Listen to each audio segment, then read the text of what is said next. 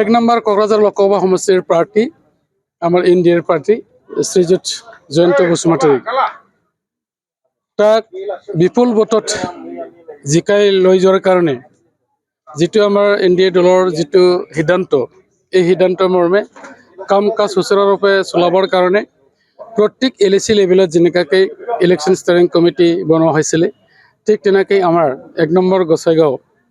LAC সমষ্টিৰ অন্তৰ্গত এই উত্তৰপাৰাত আমি আজি ইলেকশ্যন ষ্টিয়াৰিং কমিটিৰ উদ্বোধন কৰিছোঁ আৰু ইয়াৰ যোগেদি আমি ৰাইজক মেছেজ দিব বিচাৰিছোঁ আগন্তুক যিটো আমাৰ লোকসভা নিৰ্বাচন এই নিৰ্বাচনত যেহেতুকে এনডিএৰ প্ৰাৰ্থী হিচাপে জয়ন্ত বসুমতাৰীক আমি ইয়াত প্ৰাৰ্থী হিচাপে দিছোঁ গতিকে আমাৰ এই এনডিএ দলৰ যিজন প্ৰাৰ্থী তেখেতে আজিৰ তাৰিখত আমি 70% ৰাইজৰ ভোট পাই পেলাই বিপুল ভোটত আমি জিকাই দিব বিচাৰিছোঁ আৰু আপোনালোকে নিশ্চয়কৈ জানে এইবাৰ তৃতীয়বাৰৰ কাৰণে নৰেন্দ্ৰ মোদীক গোটেই দেশতে প্ৰধানমন্ত্ৰী ৰূপে পাবৰ কাৰণে যিটো সবে চিন্তা চৰ্চা কৰিছে বা হাতে কামে কাম কৰি আছে এইটো দেখি নিশ্চয়কৈ সবে ক'ব পাৰে যে অলৰেডি নৰেন্দ্ৰ মোদীজীয়ে তৃতীয়বাৰৰ কাৰণে ভাৰতৰ প্ৰধানমন্ত্ৰী হৈ গৈছে বুলি গতিকে মই ভাবোঁ আমাৰ অসমত 14টা লোকসভা সমষ্টি আছে আৰু অলৰেডি বিভিন্ন মহলৰ পৰা আমি সমীক্ষাবোৰ আমি পাই আছোঁ নিশ্চয়কৈ আমাৰ এনডিএ দলৰ যিসকল প্ৰাৰ্থীসকল আছে কমেও আজিৰ তাৰিখতে 11জনে মানে জিকি আছে ইনক্লুডিং কোকৰাঝাৰ সমষ্টি আৰু 3টা যিটো বাকী সমষ্টি আছে এই 3টাকো আমি কেনেকৈ আমাৰ এনডিএৰ দখলত আনিব পৰা যায় তাৰ কাৰণে আমি যথেষ্ট পৰিমাণৰ কাম কৰি আছোঁ আৰু আপোনালোকে জানে যে বিটিআৰ হিচাপে আমাৰ কোকৰাঝাৰ আৰু দৰং ওদালগুৰি দুখন আছে কিন্তু আমি UPPL দল হিচাপে মাত্ৰ আমি কোকৰাঝাৰৰ প্ৰতিদ্বন্দ্বিতা কৰিম কিন্তু বিটিআৰ অঞ্চলত যেহেতুকে 2টা সমষ্টি আমাৰ আছে এটাতো 50-50 হৈ আছে দৰং ওদালগুৰি তাত আমি এনডিএ দলৰ প্ৰাৰ্থী বিজেপি দলৰ যিজন প্ৰাৰ্থী আছে তেওঁক জিকাই দিবৰ কাৰণে কাম কৰিছোঁ আৰু বাকী কেইটাত যি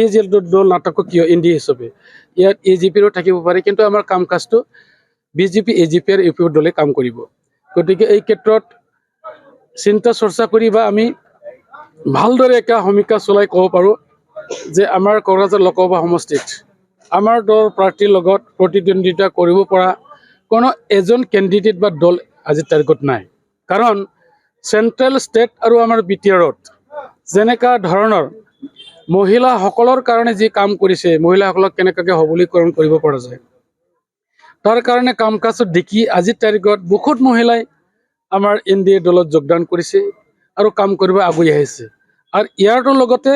যুৱচাম যাক আমি কওঁ যুৱচামে এতিয়া ৰাজনীতিত সিহঁতে আকৃষ্ট হৈ গৈছে আৰু আকৃষ্ট হোৱাৰ এইটোৱেই কাৰণ